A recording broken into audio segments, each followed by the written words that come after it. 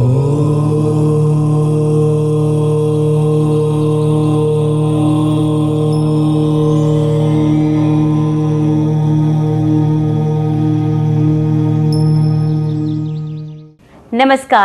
ज्योतिष यात्रा में आप सभी का स्वागत है।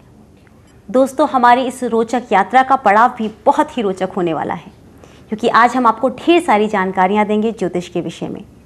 यूँ तो ज्योतिष बनाने के हमारे इस मुहिम में आप हमारा साथ दे ही रहे हैं, तो आज भी हम जानेंगे बहुत सारी जानकारियां, और वो जानकारियां हमें देंगे हमारे स्टूडियो में मौजूद पी प्रकाश जी, जो कि एक एस्ट्रोलॉजर हैं, पामिस्ट हैं और साथ ही श्री सुदर्शन सेवा ट्रस्ट के संस्थापक भी हैं। स्वागत है। नमस्कार प्रकाश जी, हम आपसे हर बार कुछ ना कुछ खास जानते हैं, और चूंकि हमारी जो ये ज्योतिष यात्रा है, हमारे जितने भी दर्शक हैं उनको एक अनंत यात्रा पे ले जाती है, जहाँ उन्हें बहुत शांति मिलती है, बहुत सारे ज्ञान की बातें भी पता चलती हैं। तो आज जो हम आपसे जानने वाले हैं वो सबसे पहले शनि के विषय में जानना चाहते हैं। शनि के बारे में यूँ तो बहुत सारी भ्रांतियाँ हैं, हम उन भ्रांतियों के बारे में तो आपसे अलग से एक बार और पूछेंगे, लेकिन आज हम आपसे दान के विषय में जानना चाहते हैं। अक्सर हम सुबह सुबह सुनते हैं शनिवार के दिन ही शनि महाराज आए हैं, तेल दे दो, तो लोग तेल भी देते हैं। तो ये तेल का दान होता है वो कहाँ तक सही है, या अगर ये गलत है तो फिर भी लोग इतने सारे से क्यों मानते हैं? देखिए योगिता जी, इसके पीछे एक पौराणिक कथा जी। जब भगवान श्री राम ने लंका को जीतने के लिए एक सेतु का पुल का निर्माण किया जी। उस वक्त पुल का निर्माण होने के बाद में हनुमान जी का वहाँ एक उन्होंने ड्यूटी लगा दी कि आप इसकी रक्षा करेंगे आप। तो शाम संध्या का समय था, तो भगवान हनुमान जी जो हैं उसके पूजा पाठ में, श्री रामचंद्र की पूजा पाठ में लगे हुए थे जी। तो शनि महाराज वहाँ से गुजरे, तो शनि महाराज ने सोचा कि ये बहुत ताकतवर कोई व्यक्ति है, तो इसको आजमाया जाए जी। तो शनि महाराज ने उनको बोला भी अगर आप बहुत ताकतवर हैं तो मुझसे आप युद्ध करें जी। तो हनुमान जी बोले कि मैं इस वक्त तो व्यस्त हूँ, आप फिर कभी युद्ध कर लेना। लेकिन वो नहीं माने, और बार बार कहने के बावजूद उन्होंने युद्ध के लिए ललकारा। तो हनुमान जी ने उनको अपनी पूंछ पर लपेट के जो चट्टानें थी वहाँ उस पर पटकना चालू कर दिया, और पटकते हुए जब लहू लहुआन हो गए भगवान शनि, तो माफ़ी मांगने लगे कि आइंदा से ऐसा नहीं होगा। तो हनुमान जी ने एक उनसे संकल्प लिया कि आप कभी भी श्री राम के जो भक्त हैं उनको तंग नहीं करेंगे, और इसके बाद उन्होंने उनको छोड़ दिया और थोड़ा सा तेल लगाने के लिए उनको दिया, और उन्होंने तेल लगाया तो उनसे उनको जख्मों को जो है आराम आ गया। उस दिन से ये प्रथा चल पड़ी कि भगवान जो शनि हैं वो तेल लगाने से प्रसन्न होते हैं, और ये जो सच है, जो पौराणिक कथा है उस हिसाब से इसीलिए हम तेल लगाए, आपने तेल जो का अभिषेक करे। आपने जो ये कथा सुनाई है उसके अनुसार तो हमें तेल चढ़ाना चाहिए, लेकिन हमने कई बार ऐसा सुना है कि लोग कहते हैं कि आप जो तेल दान करते हैं वो आप अपने ऑरा को जो है किसी दूसरे इंसान को देते हैं, ये बहुत गलत करते हैं। देखिए, छाया पात्र का दान करना जो है वो क्योंकि शनि का संबंध जो है वो सरसों के तेल से, हम लोग कहते हैं कि शनि तेल देने से खुश हो जाते हैं, तो इसलिए छाया पात्र देने से आदमी के ऑरा में जो ब्लू कलर की कमी है वो थोड़ी सी ठीक हो जाती है। अच्छा। अपनी छाया, जैसे हम आपने देखा होगा कि वास्तु करने वाले अलग अलग लुकिंग ग्लास का प्रयोग करते हैं कि रिफ्लेक्शन उसका वाइब्रेशन वापस चली जाए, ये तेल को देने का एक छाया पात्र का सिस्टम है। ये तो आपने बहुत ही बढ़िया बताया। ये तो अच्छा है कि आपने हमें ये बता दिया कि जो तेल दिया जाता है उससे कुछ बुरा नहीं होता, बल्कि भला ही होता है। तो चलिए, शनि जी के विषय में हम आपसे और भी जानकारी लेंगे, लेकिन चूंकि हम आपसे हर बार कुछ ना कुछ ज्योतिष के विषय में खास पूछते हैं, तो आज हम आपसे गज केसरी योग के बारे में और जानना चाहेंगे। आपने यूँ तो उनके अलग अलग योगों के विषय में बता ही रखा है। देखिए, गज केसरी योग जैसे हम पहले वर्णन कर चुके हैं, आज हम वर्णन करके जब चंद्रमा और बृहस्पति की युति जब हो जाती है, ऐसे आदमी राजा के समान विद्वान होते हैं, मंत्री के समान विद्वान होते हैं। और अगर ये युति चौथे घर में हो जाए कहीं, तो आदमी अपनी जिंदगी को बड़े सुचारू रूप से चलाता है, और पूर्ण रूप से जो सुख हैं वो सबको, सांसारिक सुखों को भोग कर जीवन को लास्ट तक चलता है उसका। और अगर ये युति आपकी कुंडली में है तो आप लोग चेक करके देखें, और आप इससे बिल्कुल ऐसा विद्वान एक आदमी होना चाहिए जो इस किस्म के योग का आदमी है।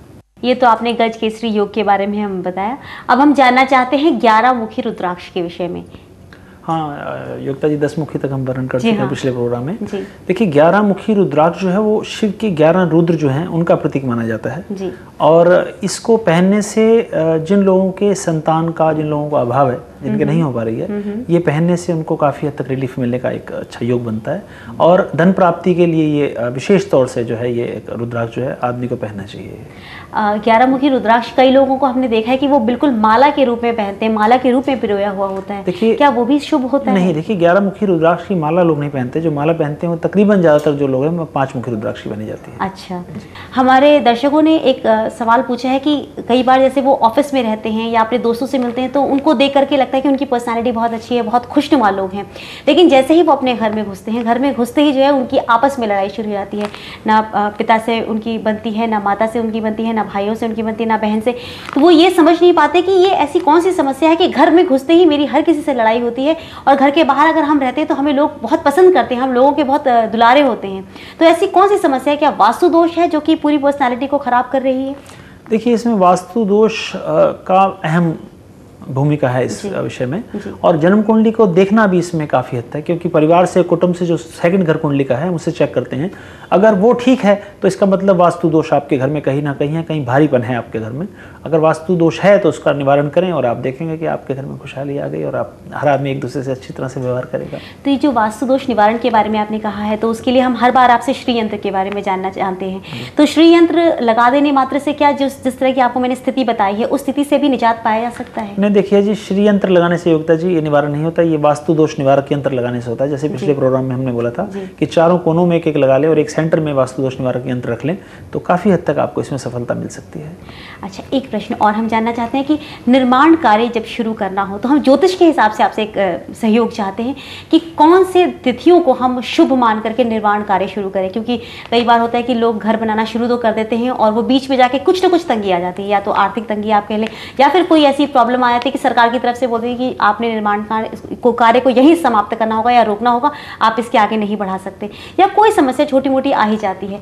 तो इस तरह की समस्याएं ना आए, ज्योतिष के जरिए आप हमें कौन सी ऐसा मार्गदर्शन आज देने वाले हैं और बताने वाले, बताइए। देखिए योगिता जी, ये सब्जेक्ट बड़ा लंबा है और मुझे लगता है कि हम इसको आने वाले एपिसोडों में पूरा कर पाएंगे, लेकिन आज हम उसको चालू कर रहे हैं। एक तो सिंह लगन में कभी भी अपने घर का निर्माण कार्य आप चालू न करें, और 9, 4, 9 और 14 तारीखों में, इन तारीखों में आप अपने घर का निर्माण चालू करेंगे तो आपको जरूरी ही तौर पर कोई ना कोई प्रॉब्लम ऐसी आ जाएगी कि निर्माण कार्य में बाधाएं उत्पन्न हो जाएंगी। तो ये तारीखों को छोड़कर बाकी तारीखों में आप निर्माण कार्य करें, कोई अच्छा सा मुहूर्त देखकर, तो आपको सफलता मिलेगी जरूर। देखिए, आपके पास कई ऐसे लोग आते होंगे जो बीमारियों से पीड़ित होंगे और बहुत लंबी बीमारियों को लेकर के जी रहे हैं, जैसे जो आजकल की बीमारियां हैं उनमें सर्वाइकल आता है और स्पॉन्डिलाइटिस आता है, मतलब ये सारी जो बोन से रिलेटेड प्रॉब्लम्स हैं जो कि आजकल की ज़िंदगी में आमतौर पर हर किसी को हो जा रहा है। उसके बाद डायबिटीज़ जो एक महामारी की तरह फैल रही है। इस तरह की जो बीमारियाँ हैं, इनसे लोग दवाइयों से तो पूरी ज़िंदगी जो है लगता है कि सिर्फ दवाइयों में ही गुजर जाएगी, लेकिन निजात नहीं मिल पाता इन रोगों से। तो इन रोगियों के लिए आपके पास क्या खास है? देखिए योगिता जी, किसी भी बीमारी को डायग्नोस करने के लिए जन्म कुंडली का होना आवश्यक है जी। अगर जन्म कुंडली देख ली जाए तो काफ़ी हद तक हमें इसमें सफलता मिलती है। उसके बाद ऑरल रेक्टिफिकेशन है, ऑरल रेक्टिफिकेशन करने के बाद में काफ़ी हद तक सहूलियत मिलती है। और अगर किसी व्यक्ति के पास ये कुछ भी नहीं है, ऐसा मान के चलते हैं, एक साधारण व्यक्ति के लिए मैं एक बड़ा आम उपाय समझाता हूँ कि आप कोई भी जो आपके स्ट्रीट डॉग्स हैं, जो गली के आपको कुत्ते आपके मिल जाते हैं, उनको अगर आप बिस्कुट खिलाएं विदाउट क्रीम, ये शर्त है उसमें कि विदाउट क्रीम के अगर बिस्कुट आप उनको खिलाएं और कम मीठी रोटी बना के, मतलब थोड़ा सा मीठा डाल के रोटी बना के आप उनको लगातार अगर खिलाएंगी तो आप देखेंगे कि आपको अपने जॉइंट्स की जो दर्द है, आपको सर्वाइकल है या डायबिटीज़ है, उसमें थोड़ा सा आपको सहायता मिलेगी और आप काफ़ी जल्दी ठीक होंगी और आपको दवाइयाँ जल्दी असर करेंगी। नमस्कार।